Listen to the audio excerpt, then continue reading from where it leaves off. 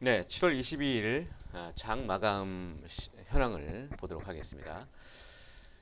자, 오늘 시장은 전날 뉴욕 증시가 혼조세로 마감을 했죠. 기술주들의 급락 이런 모습들을 보이면서 그동안 관련주 강세를 보였던 언택트 관련주들은 오늘도 약세의 모습을 좀 보였는데 전적으로 최근 상승했던 현대차, 삼성전자, 이런 SK 하이닉스 이런 종목들이 조정을 받는 그런 모습을 보였습니다.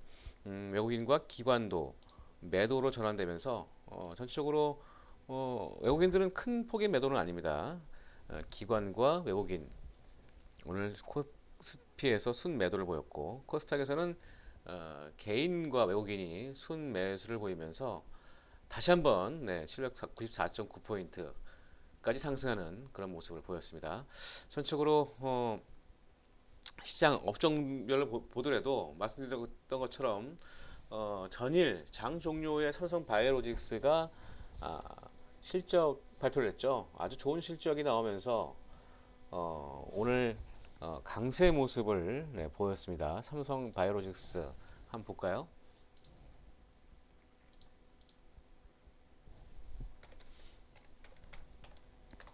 네, 오늘 5.3% 급상승한 모습을 보이면서 최근 주가 조정에서 깜짝 실적이 다시 한번 윗방향으로 트는 모습을 보여줬고요. 최근 강세를 조정을 받고 있는 네이버도 오늘 소폭 반등이 나왔습니다만, 보합권으로 마감을 했습니다. 카카오도 오늘 소폭 강보합권에 마감을 하면서 21선은 지지하는 그런 모습을 좀 보여주고 있습니다만 여기서 다시 한번 강하게 반등이 나올지는 지켜봐야 되겠습니다. 하지만 어제 미국주 나스닥의 기술주들의 하락 이런 부분들의 최근 주가 상승에 대한 부담이 나오는 게 아닌가 싶고요.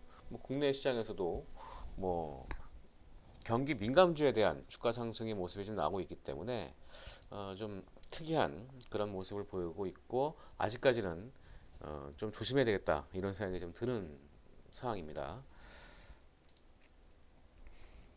네, 오늘 철강과 금융업종 증권주들을 강세를 보였고 미래에셋대 같은 경우에는 오늘 다시 한번 신고점을 찍는 그런 모습을 보였습니다. 철강 업종은 최근에 글로벌 원자재 가격이 상승을 하면서 이 관련주들 고려아연, 풍산 이런 종목들이 강세를 보였고 코로나 백신 치료제 개발 수혜주로 강세를 보였는데 오늘 특이하게 SK그룹주들이 강세를 보였습니다. SK그룹주들이 최근에 어제죠. 어제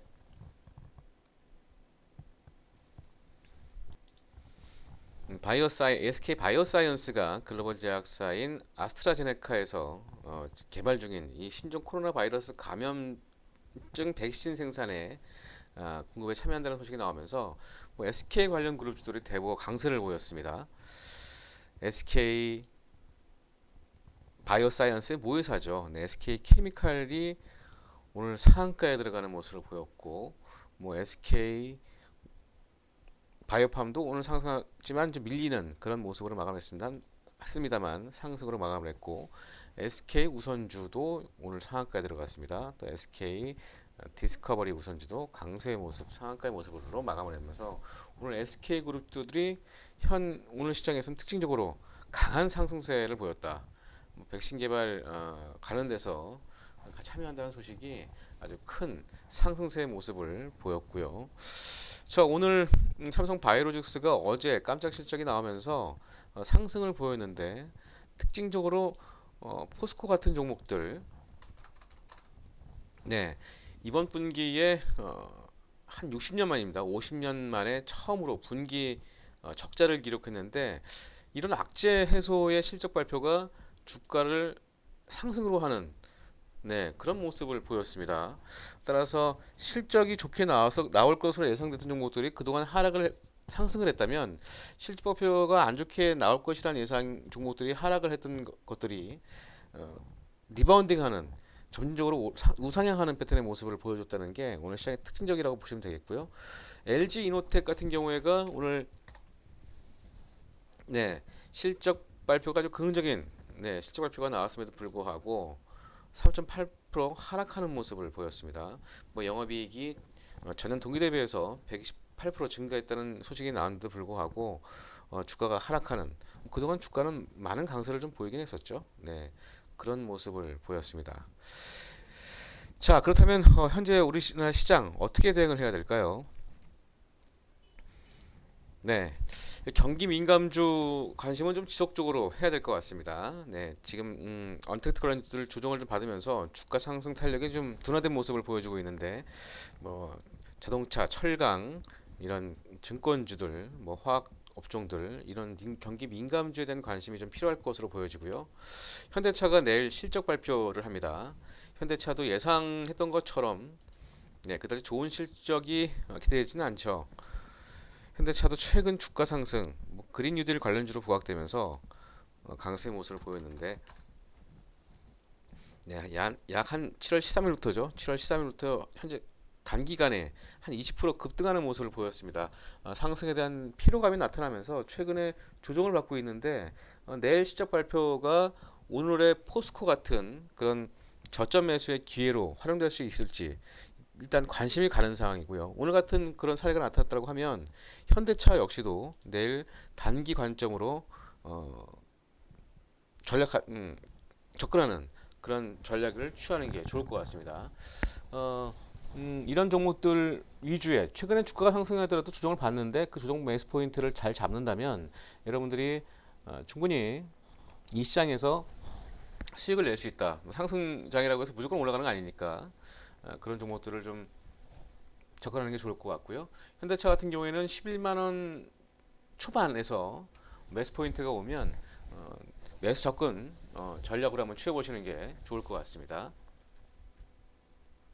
자, 그리고 제가 오늘 스몰캡 두 종목을 준비했는데 최근에 뭐 여러분들 고점대에 있는 종목들이 부담스러워서 좀 조정을 받는 것을 매수해도 따라하기 좀 힘들다라는 그런 의견들이 많이 나오고 있어요. 그래서 차트도 공부할 겸, 네, 거래량도 한번 공부할 겸, 네, 그래서 제가 스몰캡 두 종목을 준비를 했는데 먼저 첫 번째 종목으로는 생소한 종목일 수 있습니다. 엔바이오니아 아니라 엔바이오니아라는 종목이 있는데 최근에 정수장에서 유충이 발견되면서 이 관련된 정수기 업체들 상당히 좀 좋게 주가가 움직이고 있는 상황이죠. 뭐 수도관 관련주들도 움직였고, 네, 그런 측면에서 엔바이오니아는 이 정수용 양전하 부가 필터라는 이런 바이러스까지 걸을 수 있는 이런 필터를 생산하는 그런 기업입니다. 뭐 정수기에 다 들어가겠죠. 정수기에 대한 수요가 증가하면서 이 종목도 관심을 가질 수밖에 없죠. 뭐 최근에 이틀 전에 단기 급등하면서 조정을 받았습니다만 거래량 의미를 한번 봐야 되겠습니다. 네, 이전에 한번 거래량 볼까요? 네, 이전에 5월 21일이네요. 네, 뭔가는 모르겠습니다만 매수가 유입됐어요. 뭐 지금 유충이 나올 것이라고 예상하진 않았겠죠. 근데 최근에 이틀 전에 이 관련 모멘텀이 뜨면서 다시 한번 양봉 캔들의 출현과 거래량 증가가 나타나고 있습니다. 자, 그렇다면 이 가격대 매수하는 1차 매물에는 좀 저항 매물을 받으면서 주가는 좀 눌렸습니다만 이후의 주가의 흐름은 뭔가 좀 다른 패턴의 모습을 보여주고 있죠. 이때 매수한 세력들이 네, 아직 털지 못했다는 그런 거래량의 모습을 보여주고 있어요. 그렇다면 이런 종목들이 다시 한번 리바운딩해서 급상승을 기대할 수 있는 뭐 급등이라는 표현을 쓰기 좀 모호합니다만 아직은 살아있다. 그렇다면 이런 종목들은 내일 기대해 볼 수 있는 패턴의 모습을 만들어놨다라고 볼 수 있는 거죠. 네, 그래서 엔바이오냐 첫 번째 광시 종목을 말씀드리겠고요. 네, 그 다음에는 화신이라는 종목이 있습니다. 자동차 부품 회사입니다. 이 자동차의 그 몸체, 이 바디, 샤시 이런 부품을 만드는 회사인데 뭐 주요 납품처가 현대차 그룹입니다. 현대 기아차에 납품을 많이 하는데 화신도 최근에 네, 자동차 업종들 보통 이제 대형 주도주가 움직이면 후발주가 따라 움직이고 부품주가 같이 움직이는데 그런 측면에서 봐서 이 종목도 역시 뭔가 거래량이 시그널을 주면서 아주 급상승하게 올라가죠. 주도주가 천천히 올라가면 후발주들은 좀 빨리 올라가는 그런 경향이 있습니다. 특히 이제 스몰캡 같은 종목들이 그런 경우가 많이 나오는데 뭐 급상승, 급등을 뭐 얘기하는 게 아니라 뭔가 시그널을 보여주고 있는 그런 패턴의 모습을 보여줬습니다. 이 회사도 실적은 좋지 않게 나왔 것으로 보입니다만 우량한 재무 구조를 갖고 있죠. 네, 그럴 때는 이제 한번 봐야 됩니다. 이렇게 네, 화신의 재무 분석 한번 보죠. 예, 스몰캡 종목이라 작지만 네, BPS가 8,700원이 되네요. 그럼 현 주가는 PBR이 얼마죠? 네, 0.3배가 안 됩니다.